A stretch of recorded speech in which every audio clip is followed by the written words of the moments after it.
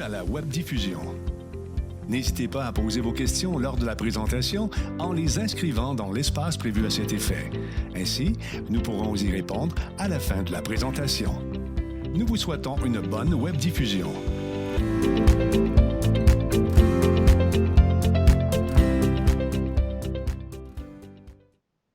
Alors, bonjour. Bonjour et bienvenue à tout le monde à ce dernier webinaire de la saison. Nous allons recommencer au mois de septembre, mais pour l'été, ceci sera notre dernier webinaire sur l'intelligence artificielle à l'ère post-COVID-19. Alors, je me présente, je m'appelle Danielle Olofsson, je suis chef de la protection des données chez BCF et chargée de cours à l'Université de Montréal. Et je suis ici avec mon collègue et mon ami Nicolas Diorio. Nicolas? Oui, alors, bien, bonjour tout le monde. Mon nom est Nicolas Diorio, je suis avocat, je suis un associé du cabinet BCF qui pratique principalement en droit du travail, en droit de l'emploi, en gouvernance, en protection de la vie privée et évidemment beaucoup de secteurs qui sont dépendants de ces matières.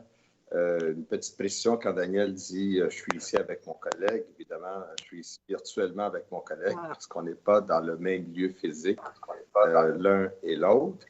Comme Daniel l'indiquait, c'est une présentation dans une série. On en aura d'autres, on en a fait un certain nombre, mais il y a des éléments très ponctuels qu'on veut présenter aujourd'hui qui sont d'actualité pour vous. Donc, sans plus tarder, allons-y. Et donc, bienvenue à tout le monde. Et, oui, une précision, c'est Daniel qui fait le changement de diapositive. Donc, à l'occasion, je communiquerai avec Daniel par l'entremise du webinaire.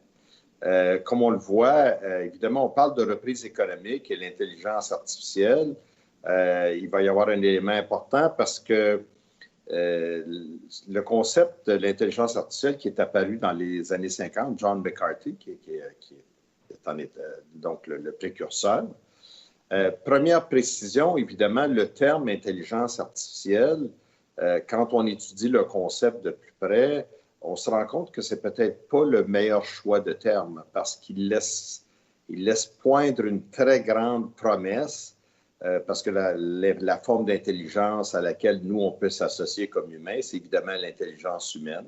Donc, on est porté à croire que ce sera simplement de répliquer l'intelligence humaine, alors que ce n'est pas le cas. Ça peut peut-être répliquer certaines fonctions qu'un cerveau humain peut faire dans certaines circonstances. Quand on parle de reprise économique, c'est parce que l'intelligence artificielle est chargée de promesses considérables. On prévoit que il y a certaines prévisions en fait, qui sont avancées à l'effet que ce qui serait réalisé grâce à l'intelligence artificielle en termes de développement économique, ça serait l'équivalent de l'économie de la Chine, imaginez. Mais on verra tantôt qu'il y a des nuances à apporter, on vous les apportera. Et pour le moment, évidemment, on parle de développement en dents de scie jusqu'au début du 21e siècle, c'est que ce qu'on appelait, il y a des périodes, donc ça commence dans les années 50 et après, il y a des périodes d'hibernation. On appelle ça des winter. Il y a donc des périodes où le big data qui est associé ou d'autres éléments au niveau des algorithmes ou des ordinateurs et qui fait en sorte qu'on parle beaucoup moins à ce moment-là d'intelligence artificielle. Et il y a une renaissance qui s'opère. Il y a donc un printemps et un été qui revient. Alors présentement, on serait dans un été. Mais vous allez voir qu'il y a peut-être des éléments d'automne qui pointent tantôt, mais à chaque fois, cependant, il y a des progrès substantiels qui sont faits. Alors, vous voyez dans la deuxième puce que vous avez devant vous, l'autre élément important qui est celui du big data. Si vous n'avez pas de big data, donc des banques de données considérables, c'est assez difficile de parler d'intelligence artificielle. Donc, ce n'est pas conçu en ces termes-là. Ça prend donc beaucoup d'informations, ça prend des ordinateurs puissants, ça prend des algorithmes qui peuvent faire ce qu'on appelle l'apprentissage profond ou le deep learning. Et l'autre élément sur lequel on attire votre attention, et regardez, on en parlait encore aujourd'hui même dans les médias, de certaines applications de reconnaissance faciale, donc qui découlent de l'intelligence artificielle. et d'autres qui sont de la géolocalisation pour permettre d'identifier les personnes avec qui une personne porteuse du virus a été en contact. D'autres grandes promesses, évidemment, c'est que l'intelligence artificielle va permettre d'identifier et de découvrir un vaccin pour la COVID-19. Puis je dis bien, ce sont des promesses et non pas des faits. Et autre élément qu'il faut avoir à l'esprit quand on parle de volet économique, c'est évidemment le fait que Montréal s'est identifié comme un centre de recherche et de développement d'intelligence artificielle. Et il y a des entreprises, pour n'en nommer qu'une, Google, qui ont investi des sommes colossales à Montréal dans ce domaine. Pour revenir à ce que je disais, les lois applicables au Canada sont la loi sur la protection des renseignements personnels et les documents électroniques, ainsi que certaines réglementations. En Europe, c'est une consultation qui est ongoing. Quelques semaines, on a un nouveau livre blanc. Le Canada, de sa part, a publié la consultation sur les propositions du commissariat visant à assurer une réglementation adéquate de l'intelligence artificielle. C'est un document qui est très intéressant. Si ça vous intéresse, je vous recommande de le consulter. Cependant, c'est un document qui est, disons, moins étoffé que les livres blancs européens qui s'adressent vraiment au côté technologique, au côté juridique, mais également au côté, à tout l'aspect déontologique, éthique, projet de société de l'intelligence artificielle. Et ce ne sont pas vraiment des volets qui sont encore abordés par les publications canadiennes, mais ça sera évidemment à venir.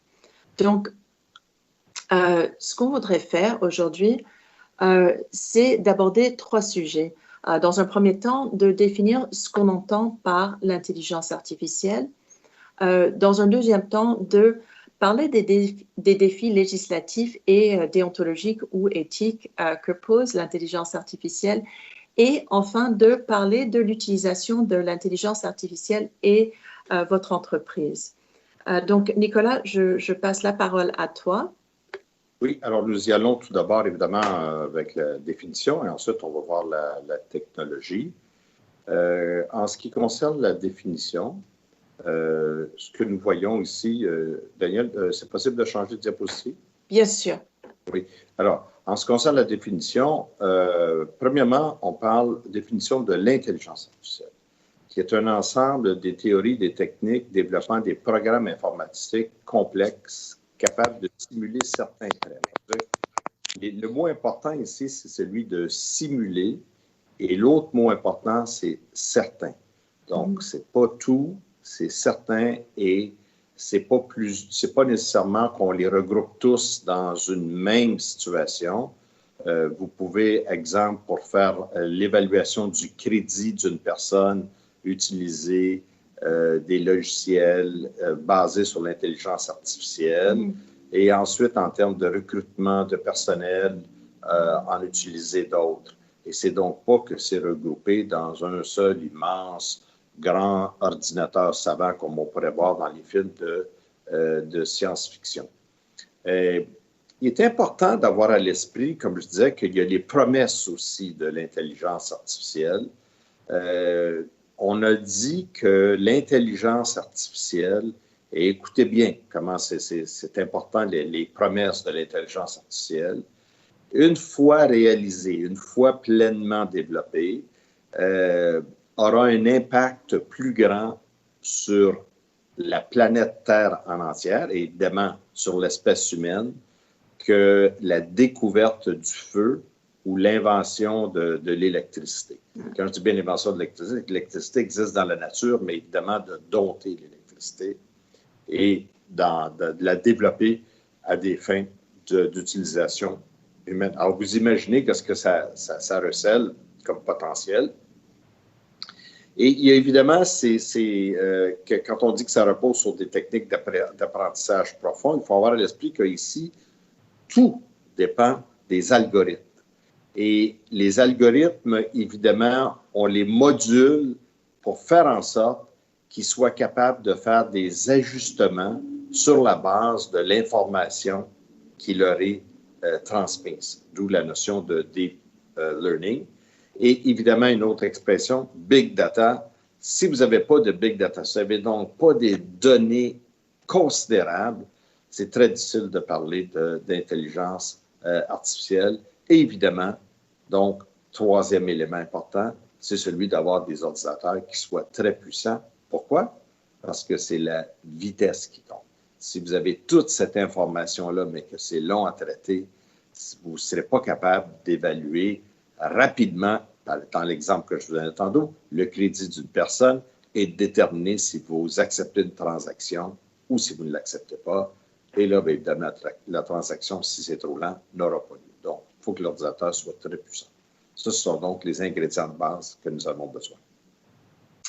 Alors, je vais vulgariser et je suis désolée pour ceux qui sont vraiment des adeptes de l'intelligence artificielle ou qui sont des ingénieurs, mais pour expliquer ce en quoi consiste l'apprentissage profond, c'est-à-dire la façon qu'on apprend à l'ordinateur comment reconnaître les choses que cet ordinateur doit reconnaître. Alors, on parle de l'apprentissage profond, c'est des algorithmes.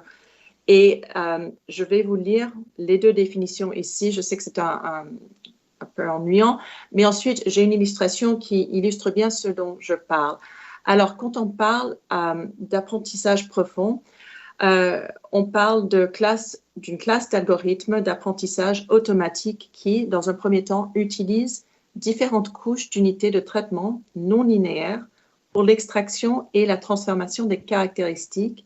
Chaque couche prend en entrée la sortie de la précédente. Les algorithmes peuvent être supervisés ou non supervisés et leur application comprennent la reconnaissance de modèles et la classification statistique.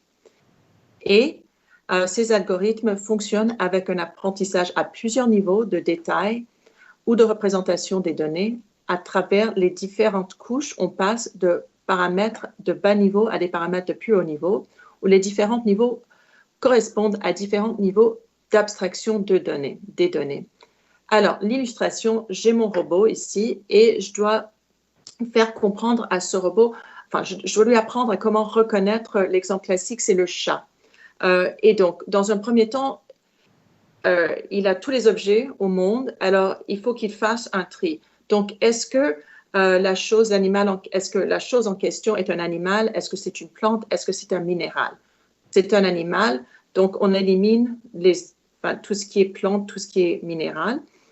Est-ce que cet animal donc, est un animal ensuite à poil, à plumes, à écailles? Si on décide, bon, c'est un chat, c'est un animal à poil, à poil, on élimine les autres éléments et ainsi de suite. Alors, avec le chat, apparemment, ça a pris 25 couches d'apprentissage pour faire comprendre au robot que, effectivement, la chose qui était devant lui ou le robot était un chat. Et ce qui est intéressant, c'est que le dernier élément, celui qui a vraiment différencié le chat des autres éléments, c'était les oreilles. C'était le fait que le chat peut bouger ses oreilles d'une façon que n'importe quel animal ne peut faire, tout autre animal ne peut faire. Donc, c'est un peu comme ça que fonctionne de façon très, très vulgarisée l'apprentissage profond. Mais ce qui est intéressant, c'est que à chaque fois que, souvent, quand on est demandé à faire une opération en ligne, on a souvent cette option « Je ne suis pas un robot » et on vous demande de cliquer sur les images de voitures ou les images de bords de fontaine. Et ça, c'est une technique qui permet par la suite à ces robots de comprendre ce en quoi consiste une voiture ou un feu de circulation. Et donc, c'est important de faire comprendre aux robots toutes les itérations possibles d'un chat, d'une bande fontaine, d'un feu de circulation ou d'une voiture. Mais ce que vous allez voir ou ce que vous allez constater avec cette explication qui est vraiment de base, c'est que pour faire comprendre aux robots ce en quoi consiste un chat, il y a énormément de données qui sont traitées. Donc, il y a un surtraitement de données. Et ceci peut poser des problèmes si ces données sont des données personnelles. Alors là, je passe la parole à Nicolas pour parler de la prochaine diapositive. Et c'est les défis législatifs et déontologiques que pose l'intelligence artificielle. Oui. Alors, allons-y tout d'abord avec la prochaine diapositive, les défis législatifs. On va voir aussi les défis déontologiques.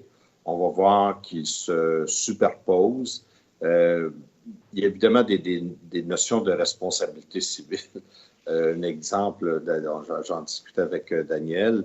Moi, je conduis une voiture qui peut se conduire seule. Ma voiture n'a pas de réservoir d'essence. Elle est mue par un moteur électrique. Elle peut se conduire seule. Mais évidemment, je ne suis pas autorisé à la mettre sur pilote automatique. Et de toute façon, même si j'essayais de le faire, ça serait... Je peux l'activer en partie, mais je ne peux pas l'activer en totalité. Mais quand une voiture est en pilote automatique, alors elle est donc mue par une série de logiciels qui sont des applications d'intelligence artificielle, qui relèvent évidemment de ce que Daniel vous indiquait en termes de deep learning. Ma voiture, elle est branchée à un processeur central. Elle est reliée, pas branchée, mais reliée à un processeur central qui appartient au manufacturier de la voiture. Donc, elle lui communique en temps réel de l'information quant à toutes sortes d'expériences qui surviennent. Et toutes les voitures du manufacturier sont conçues ainsi. Les données sont anonymisées, ce qui fait en sorte qu'évidemment, mon manufacturier ne sait pas ce que je fais de ma journée, où je vais, quand j'y vais et comment j'y vais. Mais il y a donc ce défi-là, c'est que s'il y a une dysfonction qui arrive, est-ce que ce sera moi qui sera fautif? Est-ce que ce sera le manufacturier? Il y a beaucoup d'enjeux, évidemment, de toutes ces entités, parce que c'est un écosystème. Hein, c'est pas, il y a beaucoup de sous-traitants qui sont impliqués là-dedans. Alors, à qui la faute en matière de responsabilité civile? C'est un exemple. Il y a la technologie qu'il faut développer, mais ce n'est pas simplement de dire on a réussi à développer la technologie de l'intelligence artificielle pour permettre la conduite autonome d'un véhicule, ce qui fait en sorte qu'on n'a plus besoin de conducteur dedans, on peut la commander et ça peut venir. Il y a ce défi législatif. Et remarquez, quand je dis des défis législatifs, je n'exclus pas qu'il y a aussi un défi qui est technologique, mais il y a aussi un défi matériel. Si vous roulez à Montréal présentement, les conditions de la route changent rapidement. J'habite pas très loin du palais de justice. En temps normal, je peux y aller en moins de 15 minutes. Si j'y vais ce matin, ça va me prendre 50 minutes et je l'ai compté parce que j'étais au palais de justice tout récemment. Il y a eu 9 chantiers de construction que j'ai dû traverser. Alors, il y a aussi ce défi matériel. C'est un monde qui est changeant, qui est en évolution. Comment on peut adapter et comment on peut arriver à ça? En ce qui concerne, il y a tout le problème de la propriété intellectuelle. C'est qu'il y a un débat, évidemment, sur ce qui est généré par l'intelligence artificielle. Est-ce que cette information-là appartient à la personne qui a conçu le logiciel ou à la personne qui a fourni l'information qui est le big data? Alors, vous pouvez imaginer les enjeux qu'il y a. En ce qui concerne la protection des données, bien évidemment, le consentement, quand on a consenti à ce qu'on puisse partager des informations, comme par exemple quand on fait une recherche ou qu'on fréquente un site web pour faire des achats en ligne, mais est-ce qu'on a permis qu'ensuite ça soit utilisé pour des fins de big data et de développement de logiciels qui servent à l'intelligence artificielle, la limitation de la collecte et de l'utilisation des données. Et on arrive tantôt, je veux tout de suite mentionner une chose, on arrive tantôt en disant, vous allez voir à la toute fin de la présentation, on vous dit de ne pas conserver les données. Je veux vous préciser une chose qui est bien importante, c'est que si tout le monde applique ça, de ne pas conserver de données, ayez bien à l'esprit que c'est très difficile d'avoir du big data si on ne conserve pas de données. Ne pas conserver de données, c'est antinomique avec le développement. Alors, vous voyez, un des défis législatifs importants, c'est que d'un côté, on dit aux gens, ne conservez pas les données, et on professe ça, et Daniel va vous en parler tantôt. Et d'un autre côté, on se retrouve avec le fait que, bien évidemment, on veut avoir cet outil qui permet qu'on envisage de faire une découverte qui est plus importante que la découverte du feu et de l'électricité. Imaginez qui permet de créer une économie plus substantielle que celle qui, en fait, on parle de 13 billions, qui veut dire que c'est l'équivalent de l'économie de la Chine au complet. C'est ce que pourrait apporter ça. Alors, vous voyez le défi que ça pose. Et évidemment, il demeure l'élément de la fiabilité. Mais comme Daniel, vous l'indiquez, il y a aussi beaucoup de défis éthiques. Il suffit de penser que en ressources humaines, présentement, il y a bien des endroits où on dit aux gens, n'envoyez plus votre CV. Ils ont des logiciels d'intelligence artificielle et ils surfent, évidemment. En fait, ils scrutent, pas qu'ils surfent, ils scrutent le web et tous les sites LinkedIn et tous les sites de médias sociaux auxquels vous avez pu vous retrouver pour prendre toute l'information sur vous et ainsi prendre une décision vous concernant en termes de recrutement, mais vous voyez le problème que ça pose, et là, je soulève l'élément de la fiabilité, c'est qu'est-ce qui arrive si moi, je ne suis pas présent sur les médias sociaux. Alors, je me trouve donc exclu, ou si je viens d'une région, ou d'une culture, ou d'une religion, où on ne prône pas l'utilisation des médias sociaux. Et donc, Nicolas soulève un point qui est vraiment très intéressant, et c'est vraiment les défis éthiques et déontologiques que pose l'intelligence artificielle. Et ça, on voit très bien en Europe, ce sont vraiment des débats qui se font actuellement pour savoir comment placer, comment contrôler l'intelligence artificielle au sein de la société. Plusieurs exemples, bon, on en a parlé, le consentement. Pour pouvoir utiliser des technologies, même actuellement avec les technologies de détection de la COVID, la personne n'est pas forcément consentante à ce qu'on prenne ces données pour cette utilisation-là. Et donc, le problème du consentement se pose énormément dans ce domaine d'intelligence artificielle, du simple fait que les algorithmes et puis les algorithmes, le produit qu'on essaie de développer a besoin de tellement de données pour pouvoir aboutir à une conclusion qui est exacte et qui est fiable, que forcément, elle a besoin d'aller chercher ces données. Et moi, je n'ai pas consenti à ce que mes données soient utilisées pour ces fins-là.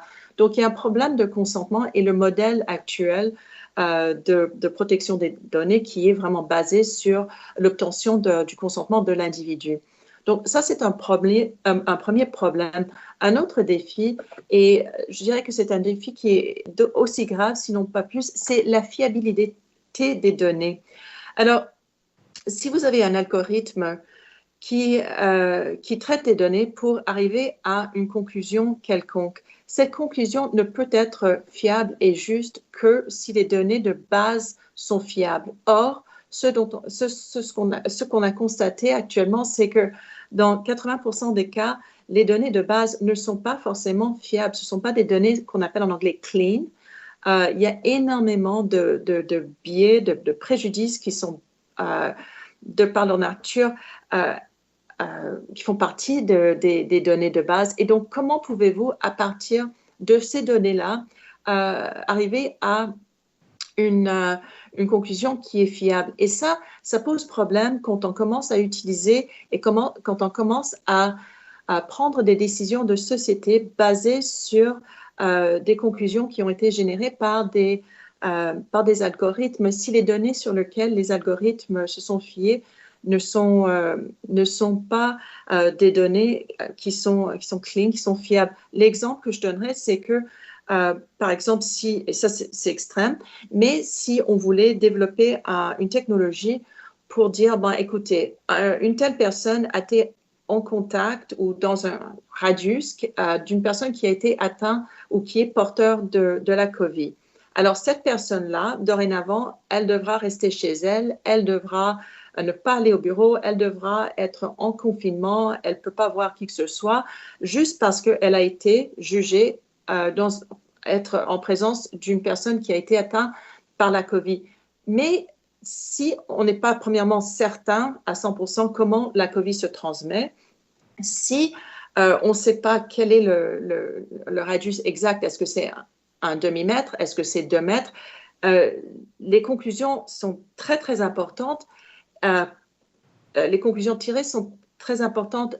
Les mesures qui seront prises par la société peuvent être très importantes et ces mesures sont basées peut-être sur des données qui à la base sont incomplètes ou qui sont carrément inexactes. Alors, il faut faire très attention quand on se fie sur l'intelligence artificielle pour prendre des décisions qui impliquent les droits de la personne et notamment un restreint considérable des droits de la personne. Donc, ça, c'est aussi une question qu'on se pose actuellement par rapport à l'utilisation qu'on va faire de l'intelligence artificielle.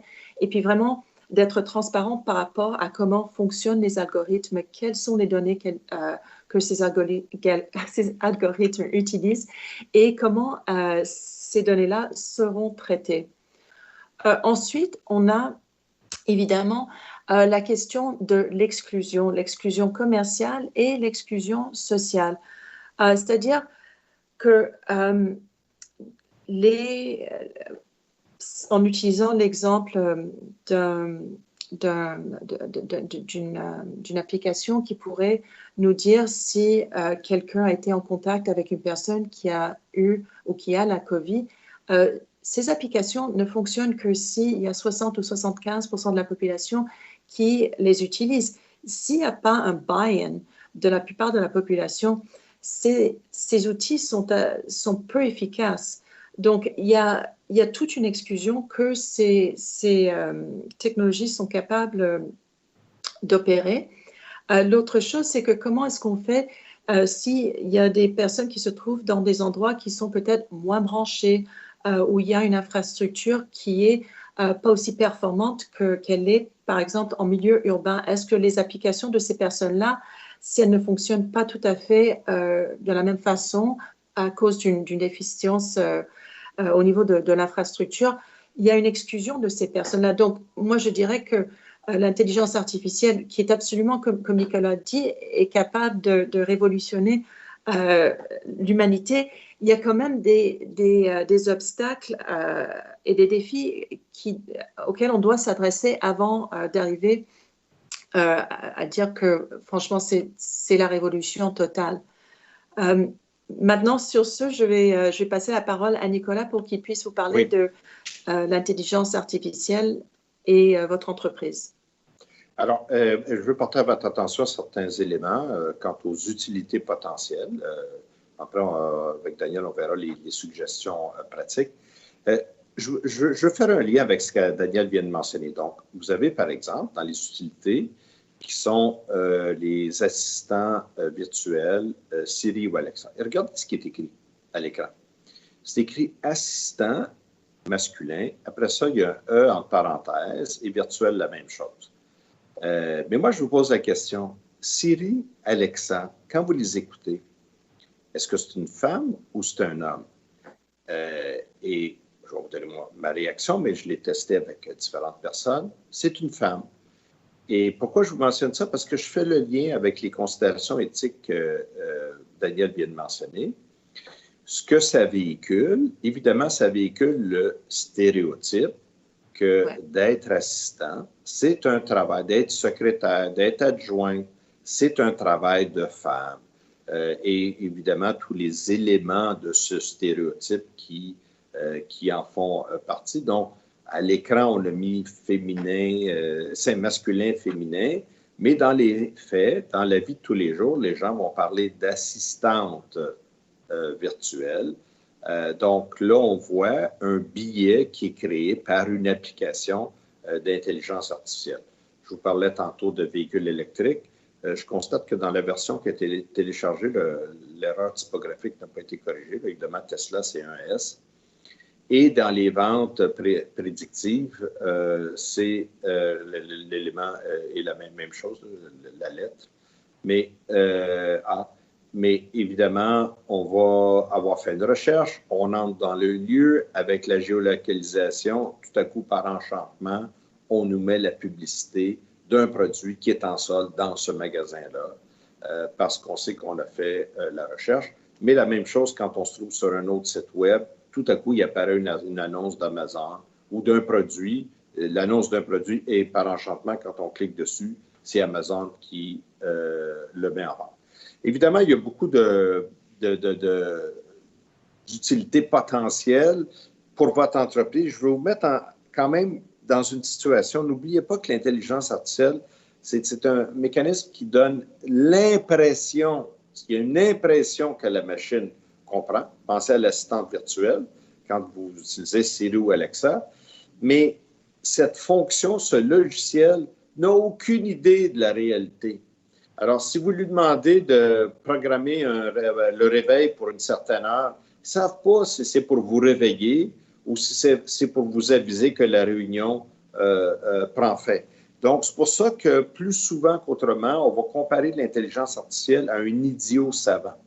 Donc, quelqu'un qui a évidemment des capacités d'analyse, de synthèse considérables, mais qui, au niveau du jugement, peut être excellent quand il est bien balisé et bien confiné, mais dès qu'il arrive quelque chose d'imprévu, tout à coup, ça devient extrêmement compliqué. Donc, dans les développements, dans les utilités potentielles qu'on voit, en médecine, on en parle beaucoup en radiologie. Imaginez, présentement, on va jusqu'à dire que les radiologistes, donc les spécialistes en médecine qui se dévouent évidemment à l'analyse de l'examen des données utilisées grâce à des appareils de radiographie, on dit que cette spécialité-là va même disparaître. Évidemment, comme je vous dis, dans toutes les phases du développement, il y a eu des périodes qu'on appelle des périodes chaudes et des périodes froides. Dans l'intelligence artificielle, il y a eu des périodes donc où on a fait de grandes avancées et tout à coup, le potentiel ne se réalisait pas. Mais ça, c'est une des choses qui est énoncée présentement. Remarquez que j'ai mes doutes que les radiologistes vont disparaître comme spécialité. Dans les low-tech, il y a des données. Il y a des secteurs où c'est grandement utilisé. Vous savez, quand on fait des transactions commerciales et on a des organisations de plus en plus considérables, bien, il va de soi présentement que tout ce qui est la vérification diligente, donc l'analyse considérable de documents juridiques ou d'informations d'une entreprise, bien, il y a des entreprises qui sont spécialisées dans ce domaine-là. Il y a donc des moteurs de recherche, entre autres qui sont développés. Et évidemment, dans le monde des assurances, c'est extraordinaire ce qui s'annonce comme potentiel, mais encore là, imaginez au billet qui peut en résulter, parce que le résultat, c'est qu'on peut exclure beaucoup de personnes de l'assurabilité. Alors encore là, il y a des considérations éthiques qui vont venir limiter ces développements potentiels. Merci Nicolas. Je vais conclure avec les suggestions pratiques, mais je vais ajouter aussi une histoire pour confirmer ce que Nicolas dit sur la radiologie. J'ai une histoire qui date, je pense qu'il y a 3 ans. Il y avait une université, un centre hospitalier universitaire au Texas qui avait justement initié un programme d'intelligence artificielle pour diagnostiquer le cancer du sein. Et en fait, ça a été un désastre total et il a fallu absolument mettre fin à ce programme parce qu'on a vu que la machine, justement à cause de ce que Nicolas disait, n'était pas capable de prendre en compte des aléas différentes. Et donc, on a vu qu'on n'était pas vraiment au point avec cette application de l'intelligence artificielle. Et dans d'autres articles qu'on lit actuellement, il y a un débat à savoir est-ce que l'intelligence artificielle est vraiment, est-ce qu'elle est là en tant que technologie qui va révolutionner le monde ou est-ce que c'est encore à l'étape du marketing? Parce que dans certains domaines, un domaine que je connais très bien, c'est low-tech. C'est vrai qu'on a des logiciels qui peuvent faire des choses absolument incroyables. Le problème étant qu'il faut embaucher une autre personne pour nettoyer le data, pour que le data de base soit clean, pour qu'on ait les résultats escomptés. Et donc, c'est pas comme si on installait, si on faisait fonctionner un logiciel et puis clac, tous les problèmes sont résolus. C'est pas ça du tout. Il y a énormément de choses à faire en arrière pour arriver au résultat escompté. Alors, ce qu'on est en train de dire ici, c'est que l'intelligence artificielle, on y croit 1000%, et on voudrait vous aider à le développer de façon qui est conforme.